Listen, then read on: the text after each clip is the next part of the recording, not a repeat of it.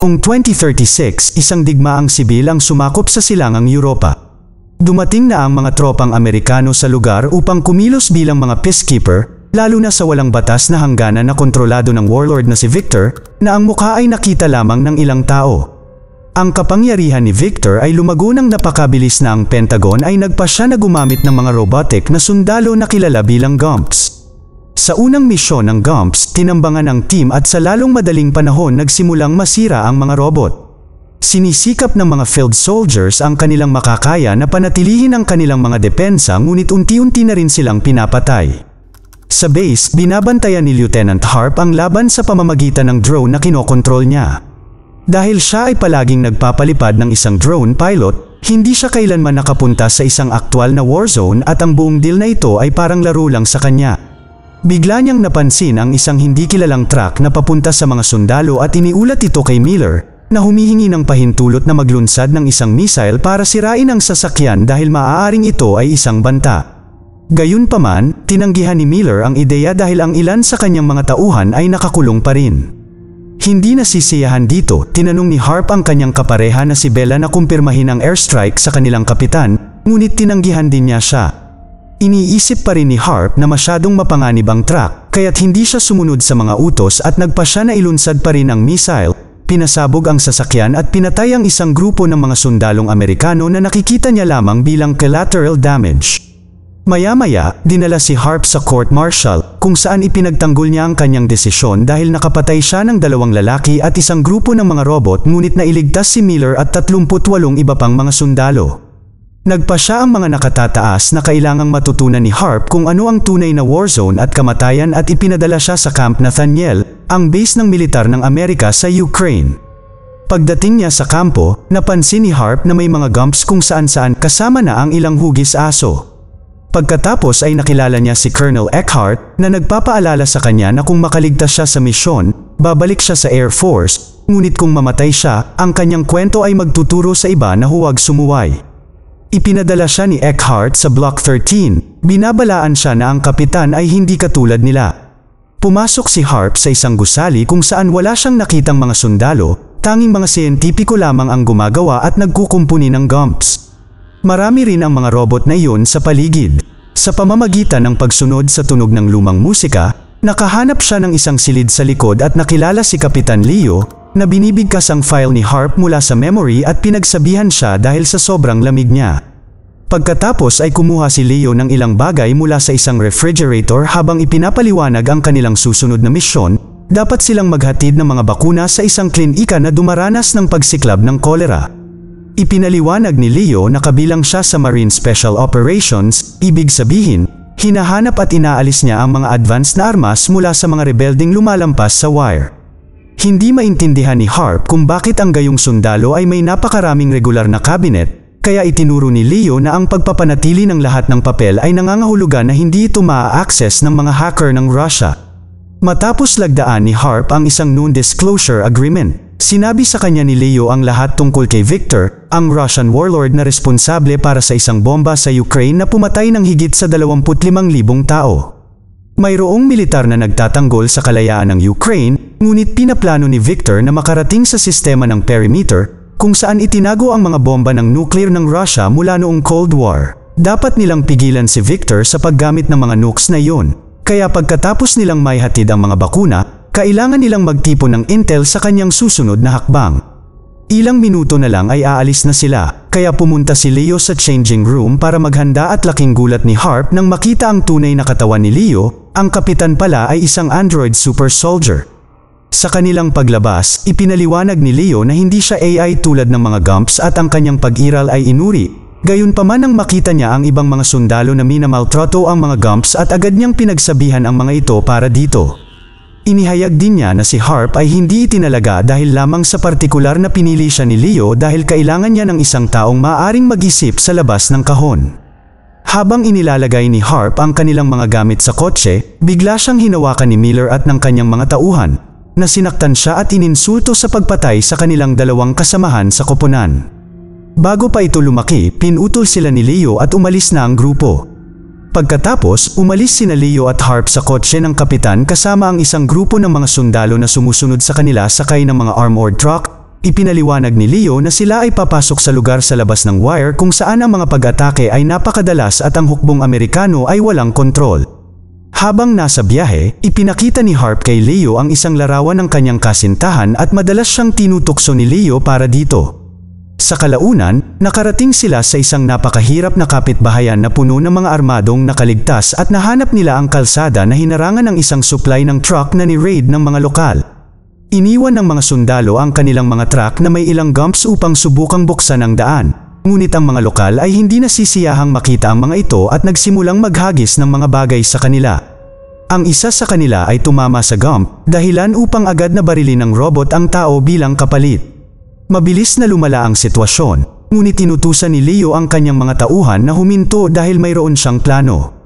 Ibinaba niya ang lahat ng kanyang mga armas at lumapit sa pinuno na nakataas ang kanyang mga kamay, na nagpapakita na ang ibig sabihin ng mga ito ay hindi nila gustong manakit at ipinapaliwanag na gusto lang nilang maghatid ng ilang mga bakuna. Ang mga lokal ay tinatanggap na hayaan silang dumaan basta makukuha nila ang truck na may mga supply na tinatanggap ni Leo. Nalilito si Harp dahil sa tingin niya ang hukbo ng US ay dapat napigilan ang mga taong ito dahil sila ay armado, ngunit ipinaalala ni Leo sa kanya ang kanilang mga prioridad. Biglang pinaputukan sila ng isang grupo ng mga tao mula sa mga nakapalibot na gusali. Ito pala ay isang ambush ng mga tauhan ni Victor na sinadya ang pagharang sa truck ng supply upang harangan ang kalsada. Nagsisimula ang isang mabangis na putok ng baril nang ihayag ng kalaban na nagdala sila ng mga espesyal na granada upang harapin ang mga gumps at maraming mga gusali ang natamaan ng mga ligaw na pampasabog na nagdulot ng maraming pagsabog at mga pader na gumuho. Ito ang unang pagkakataon ni Harp sa pakikipaglaban ng walang drone at tumatagal ng ilang sandali para makabawi ang kanyang mga tainga mula sa malalakas na ingay na nagiiwan sa kanya ng tugtog. Walang paraan para manalo ang mga Amerikano, kaya sinabi ni Miller kina Leo at Harp na umalis na may dalang mga bakuna habang ang mga sundalo ay nagbibigay ng cover. Kinuha ng dalawa ang kanilang mga bag at agad na tumakbo, tumawid sa isang lumang gusali upang umalis sa bayan at makarating sa kanayunan. Habang naglalakad sila patungo sa kanilang destinasyon, ipinaliwanag ni Leo na ginawa siyang itim ng Pentagon dahil, hindi tulad ng ilang blonde hunk, ang kanyang mukha ay nagpapakita ng neutralidad na nagpapatahimik sa mga tao. Habang tumitawid sila sa kakahuyan, patuloy silang nakakasalubong ng mga katawan sa lupa. Sa kalaunan, nakarating sila sa isang refugee camp, ngunit hindi nila alam na may sumusunod sa kanila. Habang binibigay ni Leo ang lahat ng mga supply sa isang doktor, pinapanood ni Harp ang mga refugee na ginagawa ang kanilang makakaya upang mabuhay at nagsimulang maunawaan ang mga kakilakilabot ng digmaan. Sa utos ni Victor, biglang nagpaputok ang misteryosong lalaki, ngunit mabilis na kumilos sina Leo at Harp at sa halip ay natamaan ang doktor at ang nurse. Binaril ni Leo ang lalaki at pinadapa siya sa lupa, pagkatapos ay sinimulan niya itong saktan para magsalita. Tumanggi ang lalaki na mag-alok ng anumang impormasyon, kaya iniwan siya ni Leo para sa mga lokal upang makaganti para sa kanilang doktor. Nais ni Harp na tawagan ang kanilang commander at humingi ng backup, ngunit ipinaliwanag ni Leo na mahuhuli lamang sila sa burokratikong impyerno. Pagkatapos ay sinabi ni Leo na aalis sila sakay ng isang truck ng resistance upang magtipon ng higit pang mga intel at noong una ay ayaw ni Harp dahil parang nakikipagkaibigan sila sa kalaban. Ngunit sa huli ay sumama siya kay Leo nang itinuro ng kapitan na hindi mabubuhay si Harp kung patuloy siyang naglalakad palabas doon mag-isa. Sa paglalakbay nila, sinabi ni Leo kay Harp na tama lang nang magpaputok siya ng missile at iligtas ang 38 kataong iyon kapalit ng dalawa. Pagkatapos ay pinahawak ni Leo kay Harp ang kanyang braso, na malamig na parang bakal, upang ipaalala sa kanya na siya ay katulad lamang ng isang tunay na lalaki at sa makatuwid ay maaari rin niyang labagin ang mga panuntunan sa ilang mga pangyayari at isang gawa ng kanyang sariling kusa. Sa kalaunan, narating nila ang isa pang nawasak na bayan na may nakatayong gusali, isang orphanage na puno ng mga bata na gumagamit ng gumps para maglaro. Nakilala ni Harp ang kaibigan ni Leo na si Sophia, na may ilang intel na maibabahagi, ang mga classified access code na kailangan ni Victor upang mapatakbo ang mga nuclear missiles ay nakatago sa isang vault sa bahaging ito ng lungsod. Gayunpaman, wala siyang eksaktong lokasyon, kaya kailangan nilang bumisita sa isang arm dealer para makuha ang mga detalye. Bago sila umalis, bumili si Leo ng mga ilegal na armas mula sa kanya, dahil iyon ang paraan kung paano siya kumikita ng pera upang mapanatili ang ampunan. Naiinis si Harp na malaman na si Leo ay gumagawa ng mga deal tulad nito, At nang sabihin ni Leo kay Sofia na ito ang unang araw ni Harp, tinanong niya ito kung ano ang tingin niya sa kanyang trabaho. Lumalabas na karamihan sa mga batang ito ay hindi naulila sa digmaang sibil, sila ay naulila sa pambobomba ng Amerika. Pagkatapos, pumunta ang grupo sa palengke para hanapin ang dealer. Ang isang gwardya ay nagkunwaring wala ang dealer, ngunit itinulak siya ni Leo sa pintuan upang buksan ito, ngunit bigla na lamang siyang inatake. Ginagamit ni Leo ang kanyang malakas na katawan para mabilis na patumbahin o patayin ang lahat ng mga umaatake bago sunggaban ang dealer para tanungin ang lokasyon ng vault. Sinubukan din ng isang nakatagong lalaki na atakihin si Sofia, ngunit ipinahayag niya na kaya niyang ipagtanggol ang sarili at mabilis siyang natalo. Ang isa pang lalaki ay tumalon kay Leo upang makagambala sa kanya na nagbibigay ng oras sa dealer upang tumakas. Gayunpaman, mabilis siyang naabutan ni Leo at pinag-usapan. Inamin niyang nagbebenta siya ng Russian gumps kay Victor at inaalok ang address ng bangko na may hawak ng vault. Bago umalis ang grupo, pinatay ni Sofia ang dealer dahil sa pagiging taksil. Pagkatapos, pinatay ni Leo ang driver ng dealer at dinala ang kotse kasama si Harp para makarating sa bangko. Iginiit ni Harp na dapat silang tumawag ng backup, kaya sa wakas ay ipinagtapat ni Leo ang katotohanan. Ang kanyang intel investigation sa perimeter ay na-abort at gusto ng Pentagon na isara si Leo. Lahat ng kanilang ginagawa ay lumalabag sa mga patakaran. Nagpapanik si Harp dahil mas lalong magpapalala ito sa kanyang sitwasyon kasama ang mga nakatataas, kaya sinabi sa kanya ni Leo na malaya siyang umalis kung sa tingin niya ay hindi sulit na labagin ang mga patakaran upang mahuli si Victor. Sa huli, nananatili si Harp. Nang sa wakas ay nakarating na sila sa kalye kasama ang bangko, ipinaliwanag ni Leo na makikita ng mga Ruso ang signal ng kanyang tracker, kaya kailangan itong alisin ni Harp sa kanyang katawan. Gumagamit ng kutsilyo si Harp para ma-access ang advanced na sistema ni Leo at pagkatapos alisin ang tracker, nagulat siya nang makita kung gaano ito kabilis gumaling. Pagkatapos, pareho silang kumuha ng armas at sa wakas ay lumapit sa bangko. Napansin ang lahat ng mga sasakyan sa kalye na may mga patay na tao sa loob at ang mga patay na gwardya sa pasukan. Ang dalawa ay dahan-daang pumasok sa loob at pagkatapos ng tahimik na pagpatay sa isang kaaway, sa wakas ay binigyan ni Leo ng pahintulot si Harp na tawagan si Eckhart at humingi ng backup. Biglang napansin ni Harp ang isang tao at sinubukang barilin ito, ngunit mabilis siyang pinigilan ni Leo dahil puno na pala ng mga hostage ang gusali.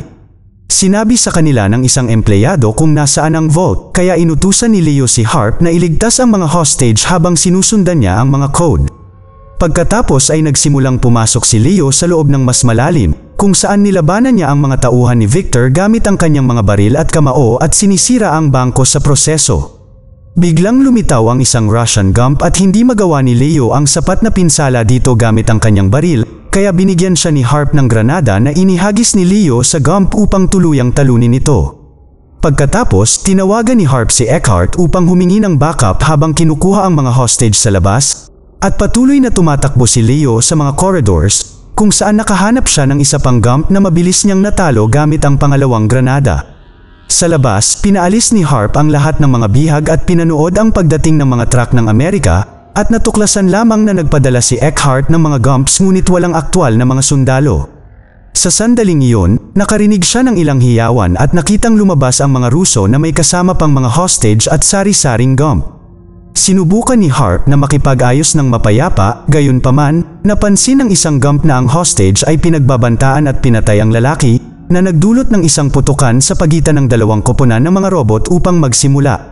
Sinubukan ng ilang bihag na tumakas at tuluyang mapatay sa mga putok ng baril, ngunit si Harp ay pumuslit at ginabayan ang mga nakaligtas sa isang cafe upang makatakas sila sa likod ng pinto. Pagkatapos ay tinawagan ni Harp si Eckhart upang tanungin kung bakit hindi niya ipinadala ang Marines at nalaman na may drone na papalapit sa lugar, kaya kailangan niyang umalis ng mabilis. Nagprotesta si Harp laban sa plano dahil may mga sibilyan pa sa malapit at si Leo ay nasa loob. Ngunit sinabi ni Eckhart ang parehong bagay na naisip ni Harp noon, mga collateral lang sila. Samantala, sa loob ng bangko, inalis ni Leo ang isa pang robot bago tumalon sa isang salamin na pinto upang salakayin ang mga Ruso. Natalo niya ang karamihan sa kanila, ngunit ang taong may mga code ay tumakbo sa itaas at namamahala upang barilin si Leo sa dibdib. Sa kabutihang palad, hindi ito sapat upang pigilan ang android na katawan ni Leo at hinabol niya ang lalaki hanggang sa makarating sila sa bubong kung saan siya nagpaputok. Natumba ang lalaki pagkatapos ng ilang putok at itinulak siya ni Leo palabas ng bubong bago tinampi ang kanyang sugat at kinuha ang mga code. Bumalik kay Harp, nagpasya siyang manatili ng kaunti upang matulungan ang huling sibilyan, na binaril ang isang Ruso sa mukha upang iligtas siya. Pagkatapos ay tumakbo sila sa loob ng kafe bago pa man pinaputok ng drone ang missile at sinira ang lugar. Makalipas ang ilang segundo, lumabas si Harp mula sa gusali na nahihilo ngunit buhay pa, para lamang makita ang lahat ng nasusunog na katawan sa mga lansangan. Sa kabutihang palad ay nagtago rin si Leo bago ang pagsabog at iniligtas si Harp upang dalhin siya sa isang kotse upang ipagpatuloy ang kanilang paglalakbay. Nang magsimulang bumuti ang pakiramdam ni Harp, kailangan niyang harapin ang pagkakasala sa pagpilot ng mga drone na yun dahil ngayon ay naiintindihan na niya sa wakas na siya ay isang mamamatay tao. Pagkatapos ay napansin niya na si Leo ay dala ang mga code at hiniling sa kanya na tawagan ang kanilang mga superior, ngunit tumanggi si Leo at hiniling ni Harp na malaman kung ano ang tunay na nangyayari. Inihayag ni Leo na pinili niya si Harp dahil pinapayagan siya ng Android backup system na huwag pansinin ang awtoridad ng tao kung ang tao ay nagpapakita ng hindi magandang paghuhusga at si Harp ay walang ginagawa kundi ang gumawa ng masasamang desisyon. Ang chip na inalis niya sa katawan ni Leo ay hindi isang tracker ngunit isang fail-safe na device at salamat sa drone, iniisip na ngayon ni Eckhart na patay na sila kaya malaya na sila para kumilos. Isang nabiglang Harp ang inabot ang kanyang baril para pigilan siya, ngunit inilabas muna ni Leo ang kanyang sandata at pinatulog si Harp na sinasabing inililigtas niya ang kanyang buhay. Ilang sandali pa, nagising si Harp nang sundutin siya ng ilang bata ng isang stick at nalaman niyang nasa isang refugee camp siya. Isang misteryosong van ang nagpakita at sinubukang tumakas ni Harp, ngunit mabilis siyang nahuli ng mga lalaki at dinala siya upang makita ang pinuno ng resistance na lumabas na si Sofia. Ipinaliwanag niya na kukunin ni Leo ang kontrol sa mga nuclear missiles para sa resistance at maglulunsad ng nuclear strike sa US dahil hindi sila mga peacekeeper. Pinalala lang nila ang digmaang ito. Iniisip ni Harp na isa itong malawakang pagpatay sa milyon-milyong inosente, ngunit itinuro ni Sofia na ito ang parehong uri ng collateral na makukuha ng US nang magpadala sila ng kanilang mga drone sa mga lokal na bayan. Pagkatapos ay pinauwi ni Sofia si Harp sa pag-aakalang wala siyang magagawa. Samantala, si Leo ay nakipagkita kay Victor mismo na inihayag na sila ay nagtatrabaho ng magkasama sa lahat ng panahon. Gayunpaman, tumanggi si Leo na ibigay sa kanya ang mga code at tinanong ang lokasyon ng mga missile na tinanggihan din ni Victor na ibahagi. Dahil galit si Leo dahil tinangka siyang patayin ng Gumps ni Victor, agad niyang sinunggaban si Victor at ginamit siyang panangga sa paghihiganti habang binabaril niya ang lahat ng lalaking nakapaligid sa kanya. Nang mas maraming sundalo ang pumasok, binitawan ni Leo si Victor para labanan sila, isa-isa silang pinatay sa loob lamang ng ilang segundo. Pagkatapos ay sinubukan ni Victor na barilin si Leo, ngunit ang robot ay kumuha ng bandila at pinatay si Victor. Pagkatapos, sinuri ni Leo ang mga computer at nakuha ang lokasyon ng mga nukes, kaya tumungo siya roon. Mamaya sa gabi, pinamamahalaan ni Harp na bumalik sa base, kung saan sinabi niya kay Miller at Eckhart ang lahat ng nangyari. Kailangan nila ng paraan para subaybayan ang lokasyon ni Leo para pigilan siya, kaya tinawagan ni Harp si Bella at pinagamit siya ng drone para hanapin si Leo na nagmamaneho sa hangganan ng Russia. Itinuro ni Eckhart na hindi siya maaaring magpadala ng mga puwersa doon dahil magsisimula ito ng digmaan sa mga Ruso, kaya nagboluntaryo si Harp na sundan si Leo ng mag-isa. Bago umalis si Harp, binigyan siya ni Miller ng mga bala na dinisenyo upang malabanan niya si Leo, sa paraang magagawa niyang saktan ang android na katawan ni Leo. Sa lalong madaling panahon ng drone ni Bella ay nawala ang mga visual ni Leo, kaya ipinadala niya ang mga coordinate kay Harp upang mahanap ang lugar. Ilang sandali pa ay pumasok si Harp sa isang gusali sa gitna ng kawalan at nakitang patay na ang lahat ng nagtatrabaho dito na nakita niya, ang isa ay nahulog sa kanyang kamatayan sa malapit, na nagsasabi kay Harp kung saan hahanapin si Leo. Maingat na naglilibot, nakarating si Harp sa control room, para lamang matuklasan na na-install na ni Leo ang mga code. Sumunod na sinubukan ni Harp na pumasok sa silid na may mga nukes, ngunit unang nahawakan siya ni Leo at itinulak siya sa dingding sa kanyang leeg. Sinubukan ni Harp na barilin siya gamit ang kanyang regular na baril, ngunit wala itong pinsala at nagawa siyang patumbahin ni Leo. Pagkatapos, ina-activate ni Leo ang mga code at magsisimula ang 5 minutong countdown habang bumubukas ang pintuan na may mga missile na agad na na-detect ng drone. Sa sandaling iyon ay nagising si Harp at binaril si Leo gamit ang mga espesyal na bala na agad na nagsimulang sunugin ang kanyang android na katawan. Pagkatapos ay sinubukan ni Harp na pahintuin ang mga code, ngunit imposible. Ginagamit ni Leo ang pagkakataon na ihayag ang kanyang tunay na plano na nagsasabing gusto niyang salakayin ang US para isara ang programang lumikha sa kanya dahil sa pag-alis ng sangkatauhan sa mga sundalo, pinalaki nila ang labanan, at ang mga Gumps ay naging mukha ng isang hindi kailanman matatapos na digmaan. Naiintindihan ni Harp ang punto ngunit ayaw niyang mamatay ang mga inosente, kaya nagbigay siya ng okay signal kay Eckhart para sa drone na atakehin ang gusali.